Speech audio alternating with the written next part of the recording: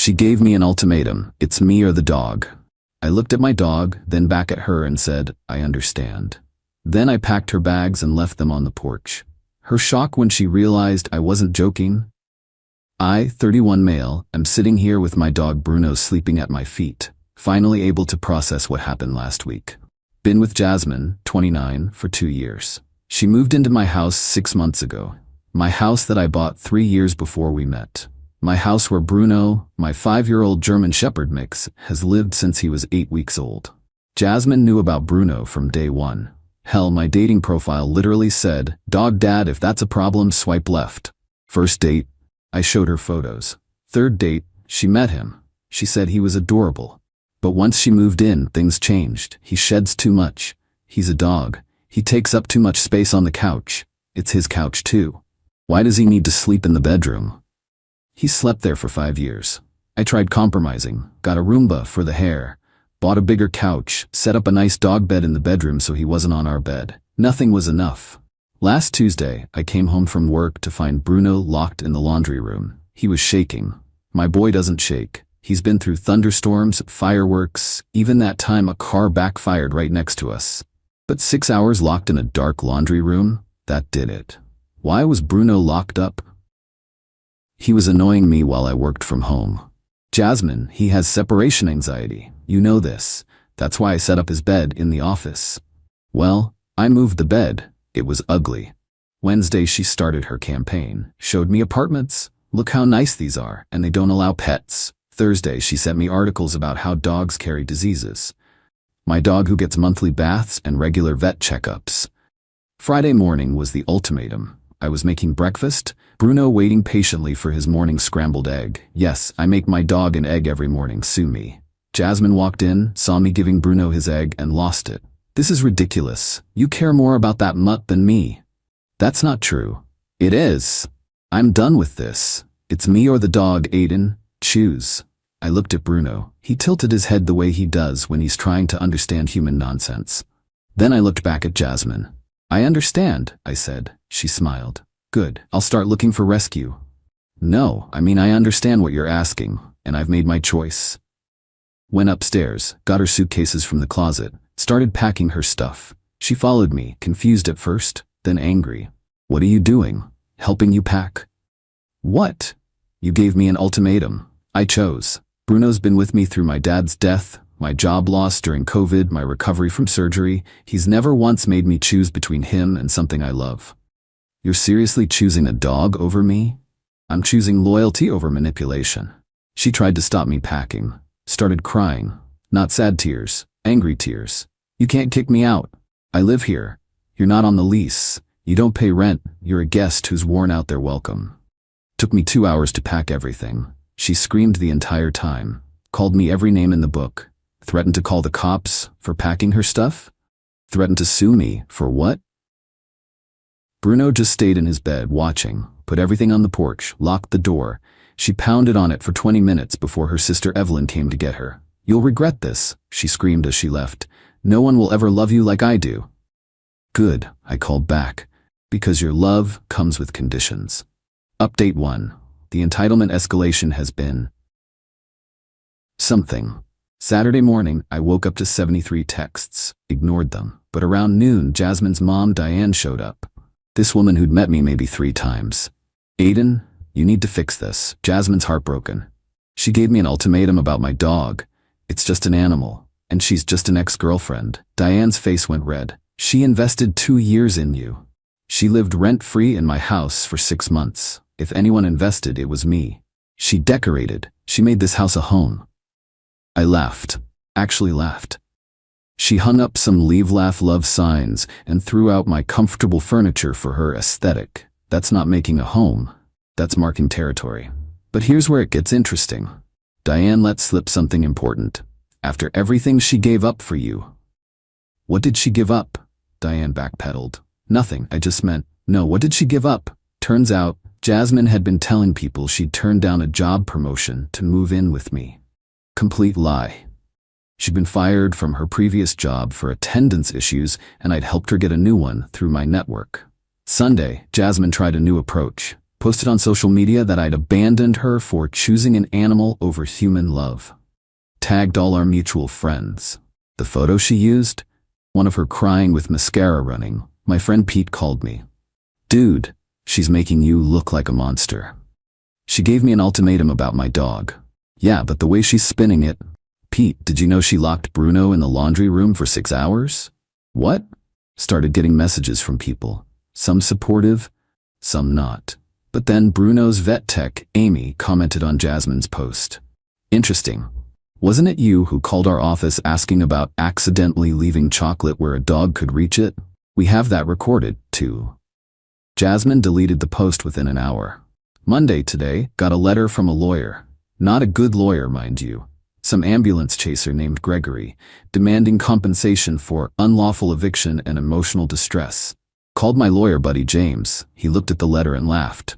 She has no case. She wasn't a tenant. She was a guest. Want me to respond? Please do. But the best part? This afternoon, Evelyn, the sister, texted me. Not to yell, but to apologize. Hey Aiden, I'm sorry about Jasmine. She's always been like this. Did she tell you what happened with her last boyfriend? No? She made him get rid of his cat, then dumped him 3 months later for a guy with a boat. Seriously? Yeah. The cat thing is a pattern. She thinks if she can make someone give up something they love, it proves they love her more. It's sick. Why didn't you warn me? Would you have listened? Plus, she's my sister. But what she did to Bruno, that's too far. Mom told me about the chocolate thing. That's attempted murder in my book. Update 2. The extinction burst hit Tuesday.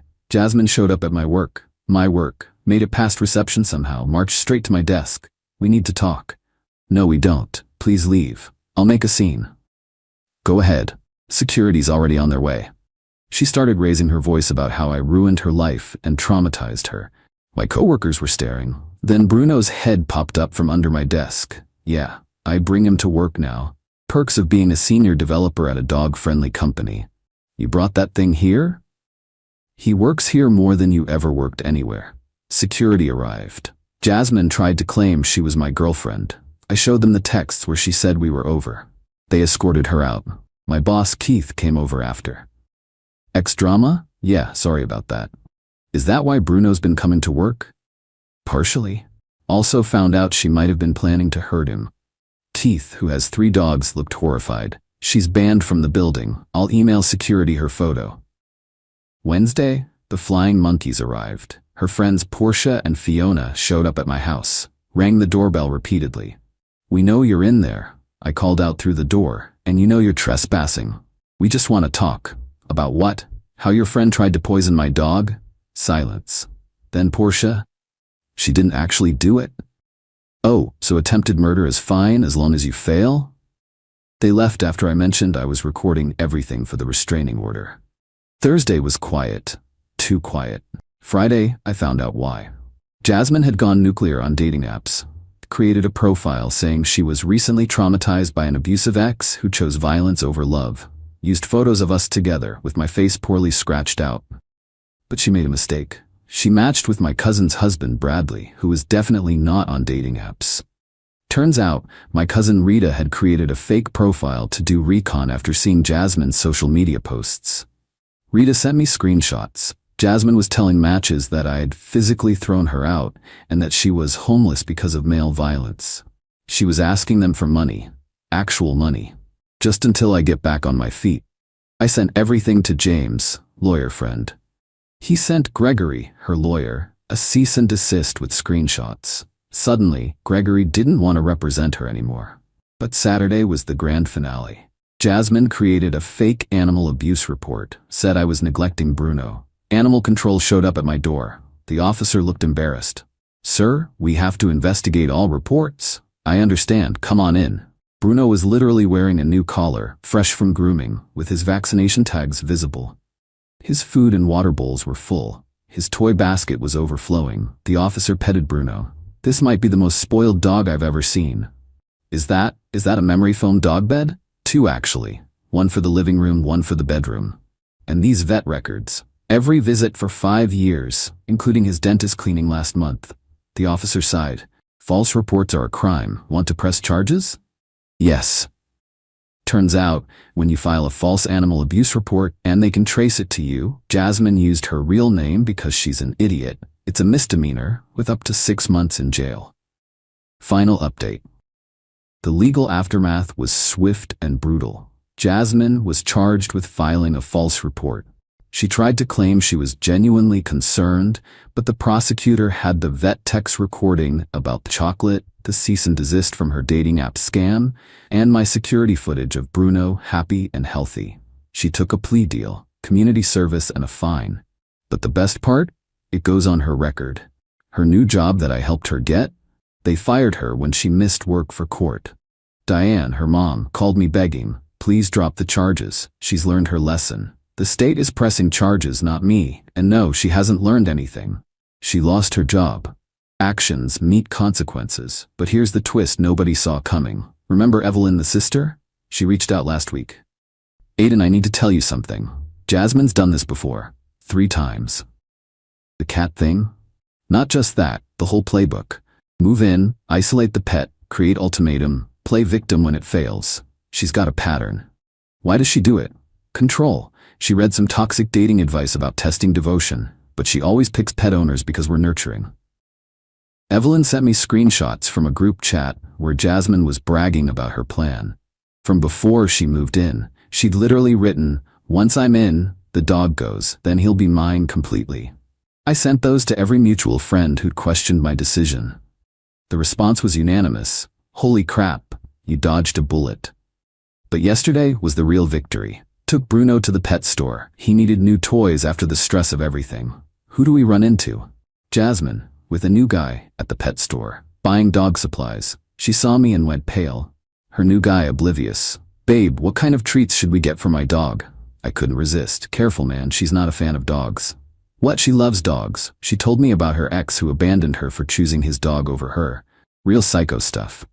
Interesting. I'm the ex. She gave me an ultimatum to get rid of my dog. I chose the dog. The guy looked at Jasmine. "You said he was abusive." "He is. He's lying." I pulled out my phone, showed him the screenshots from Evelyn. The false report charge, the chocolate incident. He read them. His face went from confused to angry to disgusted. "You tried to kill his dog?" "I didn't actually do it. We're done." He left her standing there in the pet store with the dog supplies. For his dog she was probably already planning to eliminate. She started screaming at me. "You ruined everything." "No, Jasmine, you ruined everything the moment you thought you could make me choose between you and my family. Because that's what Bruno is, family." Security removed her. Again, she's now banned from that pet store too. Got home. Bruno was waiting at the door, tail wagging, happy to see me like always. No conditions. No ultimatums. Just pure love.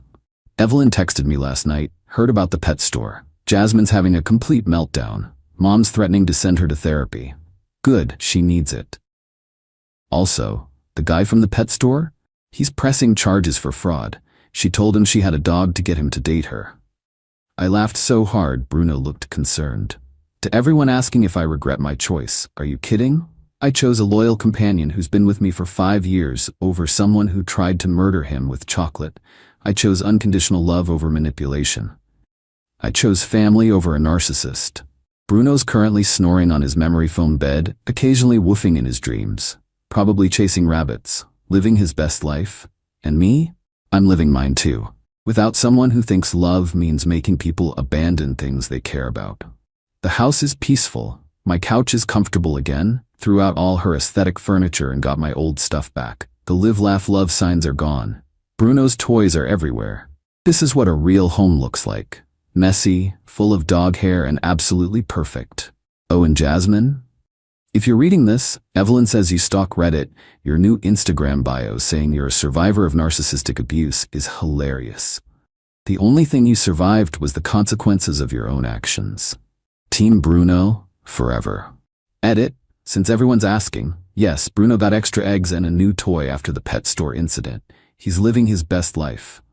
Also, Evelyn and I are not dating, despite what the comments suggest. She's just a good person horrified by her sister's behavior.